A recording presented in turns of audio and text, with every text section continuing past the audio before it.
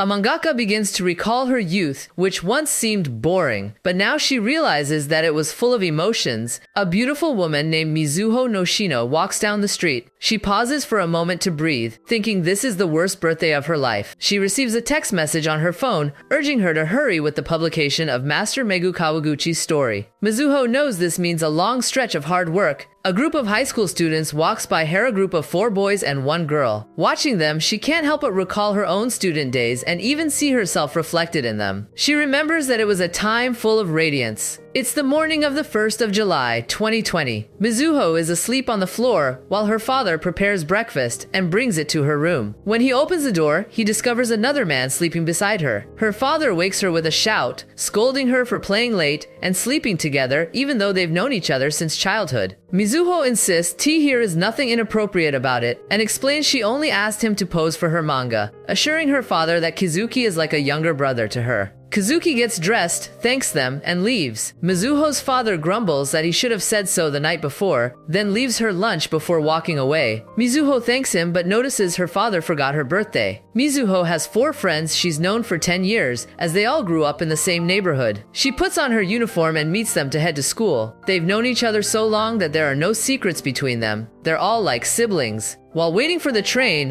one of the boys, Shugo, suggests she wear makeup, pointing out that hiding behind her big glasses does her no good. Mizuho covers her ears like a child, refusing to listen to the critique. Eru advises her to act more maturely. Shugo notes that Mizuho must have stayed up late working on her manga, and Shin suggests she spend that time studying instead so she doesn't struggle during exams. Mizuho responds that there are more important things in life than studying, like love and friendship. On the train, the boys continue debating who should focus more on their studies. Mizuho notices Kazuki's bag is open and warns him to be more careful. She observes that, like her, he's only grown in height and still feels like the youngest of them all. Eru asks Kazuki if his club resumes activities that day. Kazuki says yes, prompting Eru to suggest Mizuho take the opportunity to see her crush Saito. Mizuho scolds him for always saying too much. In the afternoon, Mizuho joins a group of girls at the pool to watch the school's swim team. The girls are ecstatic at the sight of Kazuki, and the excitement causes some pushing and shoving. One girl accidentally hits Mizuho, breaking her glasses. While checking them, Mizuho overhears that Senior Saito didn't attend practice, and T here is a rumor he's quitting the club because the inter-school competition was cancelled. Disheartened by the news, Mizuho heads home, only to encounter Saito on the street. They talk about how unfortunate it is that a contagious illness is causing class cancellations and activity shutdowns. There will be no study trips, no sports festival, no fireworks, and worst of all, no club activities or final competition. Saito feels like all his hard work was for nothing. Mizuho gathers her courage and confesses her feelings to him. She tells him she loved watching him swim and had planned to confess after the competition. She apologizes for what she's about to ask, but pleads with him to stay in the swim club. He apologizes and says he can't understand how she feels since she isn't part of the club. He boards his bus and leaves. Mizuho looks up at the sky, thinking that her unrequited love is officially over. She concludes that this is the worst birthday ever. That night, Kazuki is relaxing while floating in the pool when Saito arrives. Surprised by Kazuki's determination despite everything that has happened, Saito asks how she manages it. Kazuki admits that he promised himself that he would confess his feelings if he made it to the national finals. He decided to push himself and go beyond his limits just to express his emotions to someone. Saito is impressed and agrees to return to the team the next day. He mentions that Mizuho confessed that she liked watching him swim and asks if she is a childhood friend of Kazuki's. Kazuki immediately denies this, saying that he sees her as a woman and warns Saito not to touch her. Mizuho returns home that night, clearly disheartened by the day's events. She heads to her room to find the lights on. Opening the door, she finds that her friends have prepared a small surprise party for her. Overwhelmed by his gesture, Mizuho bursts into tears. Shin reminds everyone that he warned them that surprising her like that was a bad idea. Kazuki quickly tries to fix the situation by showing her the cake. Mizuho explains that she is crying from happiness and thanks them. Eru takes the opportunity to take a photo of her crying, prompting Mizuho to tell her to put the camera away. With all activities cancelled and nothing else to do, the group decides that the best course of action is to take lots of photos. Mizuho goes downstairs with Kazuki to get the cake. When they return to the room, Mizuho wonders what wish she should make. Kazuki tells her that it is something only she can decide and asks if she had been crying before coming home. She immediately denies it, but Kazuki insists that he can see through her, even with his glasses. Kazuki blows out the candles on the cake and wishes to become Mizuho's boyfriend. Now that Mizuho is older, she realizes that her life had many forms of brilliance. They return to the gathering where they toast and eat cake. Shugo asks Mizuho what she and Kazuki were doing, and Eru jokes, asking if Kazuki proposed to her like Shugo did years ago. Shugo reminds them that it was before he started elementary school, and back then, he didn't know any girls besides Mizuho. He confronts Eru to stay away from his embarrassing past. Eru seeks Shin's help, but Shin simply tells him to let him eat in peace. Just then, he notices that Mizuho has cream on her lips and tries to wipe it off with a napkin, but Kazuki quickly wipes it off with his finger and tastes it. Mizuho and Shin are stunned by the intimacy of the gesture. The next day, the friends wait outside Mizuho's house to walk to school together. When she comes out, they are surprised to see that she is now wearing contact lenses, which make her look much better. Iru insists that it was a good idea to get rid of those hideous glasses, and once again, Mizuho covers her ears to block out her words. Eru asks Shin to intervene, and Shin adds that no matter what Mizuho does, she's still pretty dumb. The only one who admits that Mizuho looks beautiful is Kazuki, shocking everyone. At school, Mizuho furiously wipes the blackboard, thinking that Kazuki only says those things to make fun of her. She wonders if what he said the night before was just to comfort her because he noticed she'd been crying. She tries to erase the top of the blackboard but can't reach it. Kazuki offers to help her and, taking her hand, guides her. He then suggests that they go get something to eat. At the cafeteria, everyone is shocked to see Kazuki feeding Eru broccoli. Shugo scolds him for forcing Eru to eat it just because Kazuki doesn't like it either. At another table, Mizuho is eating with her friend Chika, who asks her if she's sure she doesn't want to sit with her group of friends. Mizuho insists that she'd rather eat with Chika that day. Chika warns her that Kazuki's fans might go after her for not taking advantage of their moments together. Mizuho dismisses the idea, but two girls approach her to ask if she can give Kazuki some cookies they made for him. Mizuho suggests they give the cookies to him themselves, but the girls say they're too nervous to even get close to him. Mizuho asks what they like so much about him, but the girls, overwhelmed with nerves, hand her the cookies and run out of the cafeteria. Mizuho wonders what they find so special about Kizuki, since she has known him since they were kids and only sees him as a fool and a crybaby. She remembers how, as a child, Kizuki would cry and beg her to stay with him longer. Kizuki often missed school as a child due to asthma, so Mizuho would visit and spend as much time with him as he wanted. She would show him the drawings she made during class, and Kizuki would laugh and tell her she would become a great mangaka one day. His smile always made her happy. Kazuki would shower her drawings and stories with praise, which made her even happier. But that changed abruptly